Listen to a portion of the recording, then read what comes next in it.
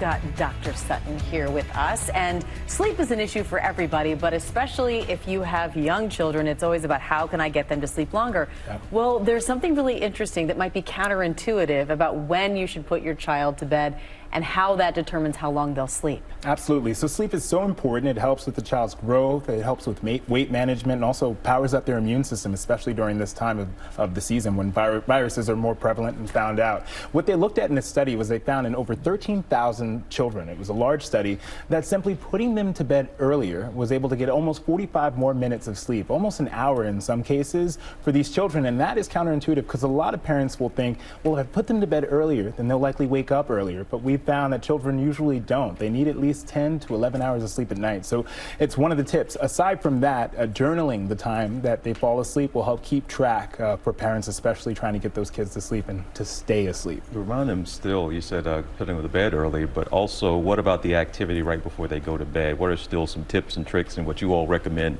the kids shouldn't do right before they go to bed? So first and foremost, screen time. Try to eliminate screen time at least 2 hours before you go to bed. Also, when you're talking to your child about sleep, a lot of children are very fearful. So talking to them about their fears, maybe figuring out how you can combat those things, and then also making it consistent. Children their bodies don't know whether it's a weekend or a weekday. So making sure you keep it the same time every time. And then also focusing without using the word sleep, advising them take a rest, focus on your breathing, or if they're old enough, teach them how to feel their heartbeat and tell them to count it. Usually that will help them get into the mood of relaxation. It's interesting because I would worry about long nap times or getting my kids to bed too early, but I remember a doctor told me the more they sleep, the more they sleep. Exactly. And it's totally true. Very simple. Dr. Sutton, thank you so much.